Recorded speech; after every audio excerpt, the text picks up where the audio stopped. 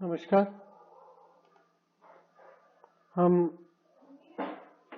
पिछले टर्न पर पीसीज में स्केल्स के प्रकारों के बारे में और साथ ही साथ जो कोडल फिन में मॉडिफिकेशन है उनके बारे में कुछ डिटेल्स देखी थी। आज हम अन्य जो पेयर्ड एंड अनपेयर्ड फिन से अनपेयर्ड एक्सेप्ट कॉडल उनके बारे में बात करेंगे।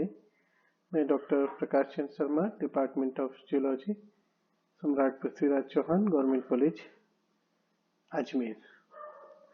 तो फिश के अंदर हम फिन की बात करें तो यहाँ पर फिन्स को सपोर्ट करते हैं पेक्टोरल और पेल्विक गर्डल्स, और ये पेक्टोरल और पेल्विक गर्डल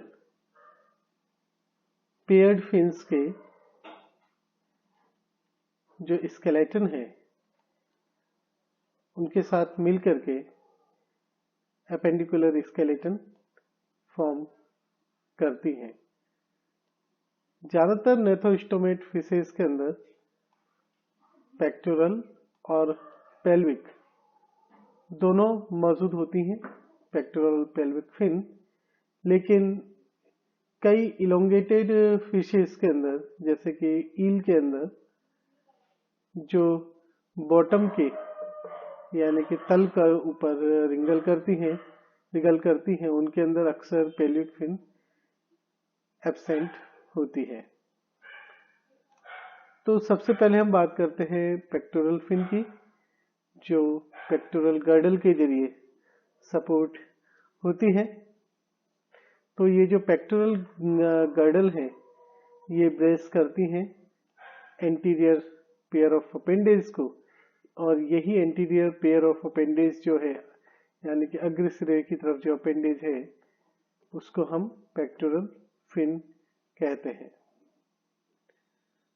तो पेक्टोरल फिन जो है, अगर हम इसकी बॉडी पर पोजीशन देखें तो ये लोकेट हो सकती है काफी हाई साइड्स पर, बॉडी के मिडलाइन के आसपास या मिडलाइन के नीचे। ये लॉन्ग हो सकती है, पॉइंटेड हो सकते हैं, या चौड़े और कुछ राउंडेड भी हो सकते हैं पेक्टोरल फिन। डिफरेंट जो फिशेस हैं उसमें अलग अलग तरह के आपको स्वरूप देखने को मिल सकते हैं। अधिकांश फिशेस के अंदर ये जो फिन्स है, ये पेक्टोरल फिन्स हैं, ये न केवल स्टेबलाइजर के तौर पे काम में करते हैं बल्कि इसके अलावा एक डाइविंग प्लेन्स के रूप में भी ये कार्य में आते हैं। तो ये एक इस तरीके से एंगल पर सेट करती है फिश जब वो मूव करती है, जिसके कारण ये लिफ्ट जनरेट करते हैं इसके एंटीरियर पार्ट का। तो इस कारण से वो ये फिश आगे की तरफ लिफ्ट होते हुए ऊपर की तरफ ये मूव करती है। कई फिशेस के अंदर ये थ्रस्ट जनरेशन का भी कार्य करते हैं। अगर पेक्टोरल फिन में हम वेरिएशन की बात करें तो थ्रेड फिन्स जो हैं, ये थ्रेड फिन्स जो कि पॉलीनिमिडी फैमिली पाए जाते हैं, ये पेक्टोरल फिन्स ही होते हैं। लेकिन ये नीचे की तरफ दो पार्ट्स में डिवाइड होते हैं। जो लोअर पोर्शन है वो उसके अंदर कई सारे लंबे फिलामेंट्स मौजूद होते हैं, जैसे आप यहाँ पर ये देख रहे हैं, इसमें कई सारे लंबे फिलामेंट हैं जो कि एक टेक्टाइल ऑर्गन के रूप में भी वर्क करते हैं। जबकि बेट फिश, जो कि ये एग्जांपल दे रखा है, बेट फिश में आप देखेंगे जो कि ओकोसिफेलिडी की होती हैं, उनमें जो पेक्टोरल फिन्स होती हैं उनकी स्थिति बहुत अलग तरीके की होती है, वो पेल्विक फिन के पीछे होती है। ये आप जो देख रहे हैं दीज आर पेल्विक फिन्स, और ये पेक्टोरल है जो लोकेट कर रही है पेल्विक फिन के पीछे। तो ये पोस्टीरियर टू पेल्विक फिन होते हैं और बॉटम पर, क्योंकि ये बॉटम ड्वेलर है, बॉटम पर वॉक करने के लिए वॉकिंग के काम में आते हैं। पेल्विक फिन्स को अगर हम देखें तो पेल्विक फिन्स को गर्डल, जो पेल्विक गर्डल है वो ब्रेस करती है, बनाती है ब्रेस करते हुए। तो पोस्टीरियर पेयर ऑफ अपेंडेज है जो कि शार्क और अधिकांशतः जो एंसेस्ट्रल बोनी फिशेज हैं, जैसे कि आप सालमन देख लीजिए, कार्प देख लीजिए, शैड देख लीजिए, इनमें पेल्विक फिन वेंट्रली लोकेटेड होती है। ठीक है, जो पेक्टोरल फिन जैसा आपको कहा कि मोर टुवर्ड मिड लाइन, ये पेक्टोरल फिन है। पेल्विक फिन की जो लोकेशन है वो वेंट्रल है, और ये बॉडी में पीछे की तरफ, रियर की तरफ होती है। और इस पोजीशन को, जो कि पीछे की तरफ की पोजीशन है, this is called abdominal position. तो शार्क्स में और सालमन, कार्प आदि में ये एब्डोमिनल पोजीशन पे पेल्विक फिन्स होती हैं। लेकिन जो नई टीलियोस्ट फिशेज हैं उनके अंदर अगर आप देखेंगे तो पेल्विक फिन की जो पोजीशन है वो कुछ एंटीरियर होती है, और पेक्टोरल फिन, ये पेक्टोरल फिन है, इसके थोड़ा सा जस्ट पीछे की तरफ आपको ये नजर आएगी, और ये जो पोजीशन होती है दैट इज कॉल्ड सब एब्डोमिनल पोजीशन। तो यहाँ पर ये सब एब्डोमिनल पोजीशन नजर आएगी। कई के अंदर, कई टीलियोस्ट के अंदर ये जस्ट पेक्टोरल फिन के नीचे की तरफ मौजूद होती है, this is called thoracic position. और कुछ में तो इवन ये पेक्टोरल फिन से आगे की तरफ मौजूद होती हैं, जिसे हम कहते हैं जुगुलर पोजीशन। तो पेल्विक फिन जो है वो एब्डोमिनल पोजीशन पे हो सकती हैं, सब एब्डोमिनल पोजीशन पे हो सकती हैं, थोरेसिक पोजीशन पे पेल्विक फिन हो सकती हैं, या जुगुलर पोजीशन पर भी पेल्विक फिन हो सकती हैं।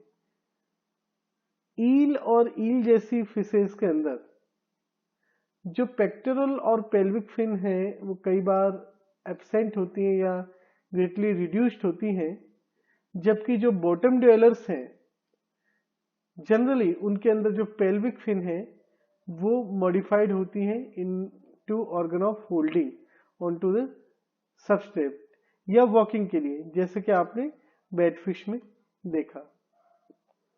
इसके अलावा कई और मीडियन फिन भी पाई जाती हैं जो अनपेड होती हैं, जो कि बॉडी को स्टेबलाइज करने में असिस्ट करती हैं। इनमें एक या दो डॉर्सल फिन पाई जा सकती है, एक वेंट्रल एनल फिन हो सकती है, और कोडल फिन होती है। जैसे कि आप यहाँ पर ये देख रहे हैं, ये जो फिन है दैट इज डॉर्सल फिन, ये पीछे की तरफ आप देख रहे हैं ये वेंट्रल फिन, एनल फिन, और ये कोडल फिन है। यहां पर आप ये देख रहे हैं ये डॉर्सल फिन है। तो dorsal fin, ventral anal fin जो बिहाइंड द एनस हो सकती है, और कोडल फिन हो सकती है। कोडल फिन में कौन कौन से वेरिएशन आपको देखने को मिलते हैं, इसके बारे में हम पिछले टर्न पर डिटेल्स देख चुके हैं। इसके अलावा और अगर हम देखें तो कुछ प्रिमिटिव बॉनी फिशेज जैसे सालमन, ट्रॉट, स्मेल्ट जो कि सालमनी फॉर्मीज में आते हैं, इसके अलावा कैटफिश जो कि सिलेरी फॉर्मीज में आती हैं, कैरेकिन्स जो कि कैरेक की फॉर्मीज में आते हैं, इनमें एडिपोज फिन भी मौजूद होती है। ये एडिपोज फिन जैसे कि नाम से ही जाहिर है मीडियन फिन है जो फ्लैशी है और डॉर्सली होती है ये, तो ये एक मीडियन फ्लैशी डॉर्सल फिन है जो कि कॉर्डल फिन के नजदीक मौजूद होती है, और इसके अंदर कोई इंटरनल स्टिफनिंग रेज या बॉनी एलिमेंट मौजूद नहीं होते, और इसको हम कहते हैं एडिपोज फिन। तो ये जो फिन्स हैं ये माइनर रोल प्ले करती हैं प्रोपल्सन में। ईल जैसी फिश में आप देखें तो इनके अंदर आपको पेक्टोरल और पेल्विक हाईली रिड्यूस मिल सकती है, एब्सेंट हो सकती है, लेकिन आपको लॉन्ग कंटिन्यू रन करने वाली डॉर्सल और एनल फिन्स देखने को मिलेगी, जो कि लगभग पूरी लंबाई में मोस्ट ऑफ द बॉडी की जो लेंथ है उसके ऊपर आपको दिखेगी। यहाँ पर आपको कुछ मॉडिफिकेशन भी देखने को मिलेंगे, लाइक कैमेरा के मेल में जो पेल्विक फिन्स होती हैं स्केट्स में और ओविपेरस शार्क में भी, तो ये इंटरनल फर्टिलाइजेशन में हेल्प करती हैं। और यहाँ पर मेल के अंदर ये होल्ड करने की डिवाइस के तौर पर काम आती हैं, जिसको हम क्लैस्पर्स कहते हैं। ये इंट्रोमिटेंट ऑर्गन के तौर बनाती हैं। इसी तरह कई के अंदर जो एनल फिन है वो इंट्रोमिटेंट ऑर्गन के रूप में मॉडिफाई होती है, जिसको हम गोनोपोडियम कहते हैं, जो कि कुछ मेल टीलियोस्ट में पाई जाती है, जैसे कि गप्पी फिशेज में या मोलीज में, या फिर आप गंबूसिया में देख लीजिए। वहां पर एनल फिन जो है मेल में वो मॉडिफाई होकर के गोनोपोडियम फॉर्म करते हैं। काइमेरा में ये जो मॉडिफिकेशन होता है वो पेल्विक फिन में होता है और वो क्लैस्पर फॉर्म करती है। तो ये मॉडिफिकेशन आपको देखने को मिलता है। तो यहाँ पर ये जो दोनों मॉडिफिकेशन आप क्लैस्पर और गोनोपोडियम के दिख रहे हैं, तो ये जो ऑर्गन है वो फर्टिलाइजेशन को इम्प्रूव करने के लिए कार्य में आती है, ताकि अच्छी तरीके से इंटरनल फर्टिलाइजेशन हो सके। अधिकांश फिश में आप देखेंगे तो जो पेयर्ड और अनपेयर्ड फिन्स हैं, ये दोनों ही प्राइमरीली स्टीयरिंग और स्टेबलाइजिंग के लिए कार्य आती हैं, बजाय कि प्रोपल्सन में। ज्यादातर जो प्रोपल्सिव फोर्सेज आती है वो कॉडल फिन से आती है। ये याद रखिएगा कि प्रोपल्सिव जो फोर्स आती है वो ज्यादातर कॉडल फिन्स के जरिए क्रिएट होती है और उसके आसपास का जो इलाका है उससे क्रिएट होती है, जिससे हम कॉडल पेडन्कल कहते हैं। यहाँ से ये क्रिएट होती है। तो ये जो पेयर्ड और अनपेयर्ड फिन्स हैं ये स्टेबलाइजिंग का कार्य और स्टीयरिंग का कार्य मुख्य तौर पे करती हैं, प्रोपल्सन का नहीं करती। तो यहाँ हमारा ये टॉपिक हम समाप्त करते हैं। धन्यवाद।